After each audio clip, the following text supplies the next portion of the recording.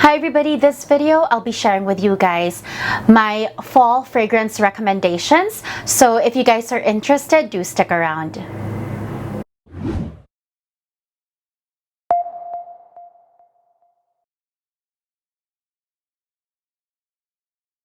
Hi everybody, welcome back to my channel. If you're new here, my name is Christina. I do product reviews on luxury beauty, skincare, and makeup.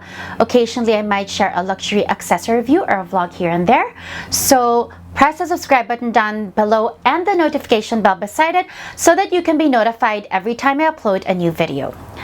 So today, you guys, I wanted to start a series of fall recommendations starting from fragrance, blushes, foundations, lip colors. So a seasonal transition always transitions the way we look and the way we feel. So most of the time, the way we wear makeup and the color choices that we have. I thought I would start with fragrances because it's the quickest transitional fix.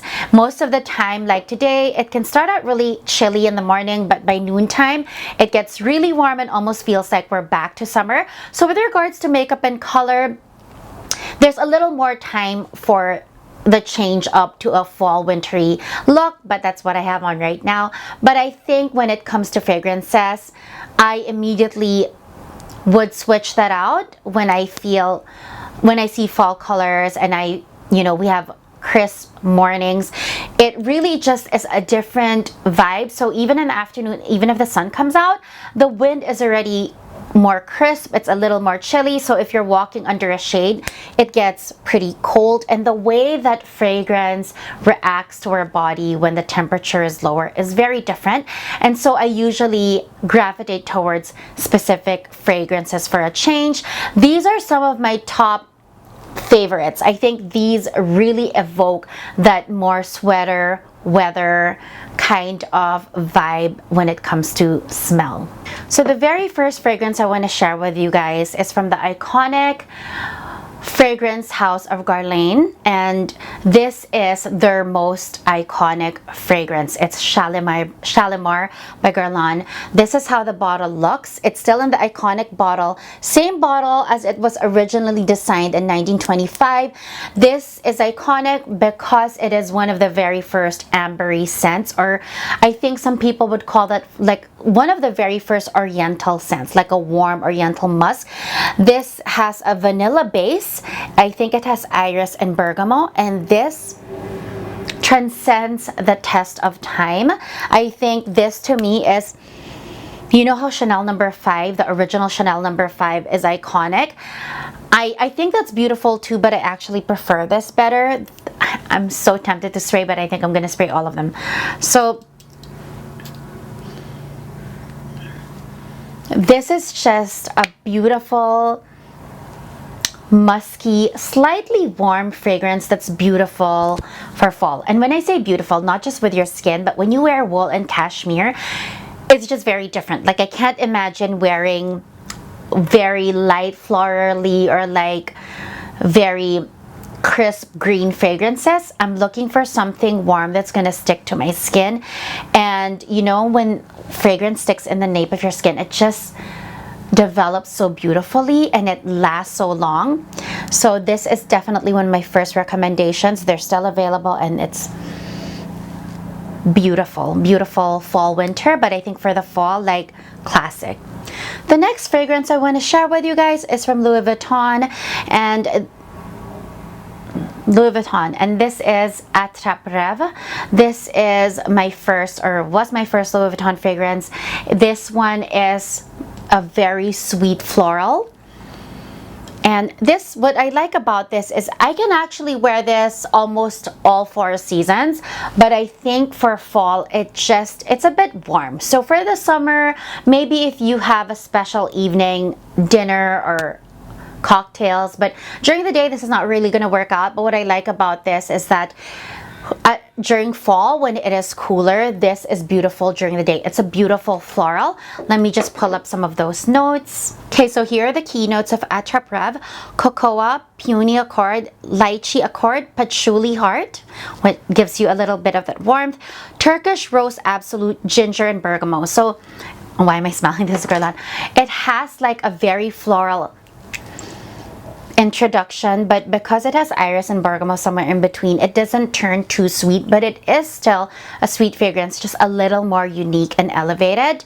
And this one has a little warmth to it, so it's not exactly just super sweet, but beautiful, again, like a sweater kind of feel. Another floral I want to share with you guys for the fall is from Acqua di Parma. This is the Peonia Nobile. It's an eau de parfum. So this range is a bit more warm, musky, intense than the blue bottle ones, the Mediterranean collection. Now this one I like because even if it's a floral, because it has amber and Turkish rose, it has that ambery feel. So it lends itself to a little more warmth and a little more musk that just wears so well when the weather is cooler. So this is a beautiful, beautiful. You can really smell the peony. I love this. This one dries down like Shalimar. It feels a little on the powdery side. Louis Vuitton Attrap-Reves is not really powdery. It just stays as is. But Shalimar and Peony Nobile from Acqua di Parma has a powdery dry down. So this is a very still feminine kind of floral. So it has black pepper and raspberry, Turkish rose and fresh freesia. So it's a floral, black pepper, raspberry accord. The heart notes are peony accord, Egyptian geranium, freesia accord, Turkish rose, and the base is ambery accord, patchouli from Indonesia, which is a musk. And it's just because of the very strong base. Usually you'll find amber and patchouli in more intense warm fragrances, and that's what really lends them well versus other florals for cooler winter or fall months. The next one I want to share with you guys, still in the floral, is from La Collection Privée from Christian Dior. This is Grand Bal. This is more like a sensual floral. This one is beautiful, but as well, I think this is one of the more potent ones. And when I say potent, I mean you need one spray and it's going to last you the whole day, and you should not spray more than one spray and just before you leave. That is it. I think that's why these bottles are made in such a way where they're so large. Even the smaller ones, I have a smaller one. I don't want to grab it now because it's on the other side, but even the smaller ones, they're not really meant for carrying in the purse because it's just not necessary. La Collection Privée from Christian Dior is very much niche, very much elevated, and very much no need to respray. I'm gonna read some of the notes of Grand Bal to you guys. So sensual floral, a few notes of orange blossom and ilang ilang, an olfactory symphony of opulent. It has jasmine. Yeah, Grand Bal is jasmine. That's the main floral fragrance. And yeah, that's about it. It's very beautiful. It's very warm. I think you can also wear this maybe spring, but I think summer it just might be too much, but definitely a fall fragrance. The next two fragrances are from Maison Francois Kurkdjian. So now I believe I'm going to begin transitioning to more like a gender-free unisex kind of fragrance, which a lot of fragrances nowadays really are. Even from La Collection Privée, Tom Ford, a lot of the very Le Labo, Byredo, they're mostly unisex. And after working in the industry of fragrances, you guys, a lot of the fragrances, there are just some lines or brands that will market certain things as a men's fragrance or a women's fragrance. But in the fragrance world, honestly, you can use either because they translate so differently between the chemistry of a man and a woman. But I think certain brands like Maison Francois Kurkdjian, Le Labo, Tom Ford have really led the way in gender-free fragrance unisex. So these are the two from Maison Francois Kurkdjian that I really recommend. Number one, of course, Baccarat Rouge 540. So I have here the Hermes because I will not spend that amount unless it's a Louis Vuitton fragrance.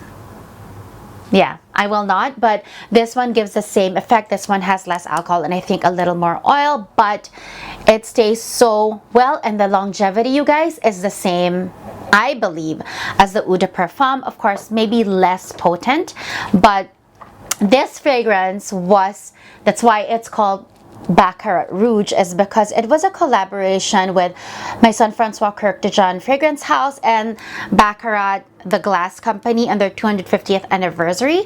And this one is described, let me just get this. This is the iconic bestseller, right?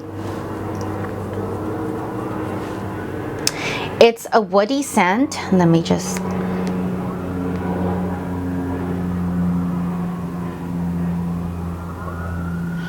It has a little bit of everything, and I think that's why it makes it so difficult to classify whether it's woody, ambery, floral, because this is what it has. It's a woody scent, highly condensed with breezy jasmine facets, radiant saffron, ambergris mineral notes, and woody tones of freshly cut cedar. So it has a little bit of everything, but I think definitely this is just, it's described as an amber and woody floral. And just like I said, it's a little bit of everything. This one is distinct. Like, you can smell, if somebody is wearing this and you know the scent, you know the scent. It doesn't change so much depending on who's wearing it, unlike certain fragrances where I don't even know what it is if somebody has it on, because their chemistry just changes the scent. This one doesn't. You can smell it, but what this one I think is really why it's so popular is the way it wears on the skin. The longer it wears, it just stays on the skin so well, you guys. Like, I can't even, I thought with the hair mist, like, oh, this is gonna probably just stay for like 2 seconds. It stays so well on the skin and quite a while, and the way it stays is sometimes you don't even realize you still have it, but other people can smell you and there is a trail. So this is also one of those where do not do multiple sprays. 1 or 2 is enough. The next one, and my new favorite, I honestly personally even think for me this is better than Baccarat Rouge 540, except that of course that one has been released for a while and is super iconic. But if you guys haven't smelled my son Francois Kirk de John Oud Satin Mood, oh my gosh. So this one is the body oil, and let me tell you why I got the body oil. Because it's winter, I use it as a base before I put anything else, but because there's a fragrance that actually lasts longer and it's also more nourishing to the skin, and the scent is bang on. I mean, so with fragrances, you have alternative products or conciliary products like this to complement the main perfume, but oh my god, it moisturizes the skin but also gives you that base of Oud Satin Mood, which is even on its own, like, this is beautiful for the day, it's beautiful for a date. You need to wear this if you're going on a date. You just need to wear this. So I'm gonna read to you the description. This is mainly described as a woody ambery scent. And this is, it has violet accord, it has oud wood from Laos, and then it has the essence of rose from Bulgaria and rose absolute from Turkey, blend into the rich vanilla amber accord. So there's still a vanilla base, but again, there's a little bit of everything. So the amber base and the vanilla base just really gives it, and that oud wood from Laos just gives it a fall vibe. It's a floral, but it's a woody fall vibe. I love how you can smell the floral through it. The perfume is beautiful. It smells, I'm not gonna lie, it smells a little feminine. I know I said that these fragrances are now gonna seem a little more gender neutral or unisex. Most of them really are, and to be honest, you guys, I have friends who are very into fragrances and they layer fragrances and it smells really different on a guy. Like, even if you wear it on its own, oud wood from Tom Ford smells different on a woman than it does on a man, and it's just, that's the beauty of fragrance, is when it mixes with your personal chemistry or your body chemistry, it really evolves into a unique scent. There's only a few that really it stays put at it as is. Last but not the least, and I think my favorite of all of these. So this is by Diptyque, And I'm going to show you the bottle. I'm going to show you the packaging it comes in. It has its own special packaging. I don't know if you can see that. It's very different from the other fragrances of Diptyque. Comes in this black box. This fragrance is called, and even the sticker is gold. This is called Eau Rihla. Rihla means travel. I'm not so sure what, I have to look up what language, but it means travel.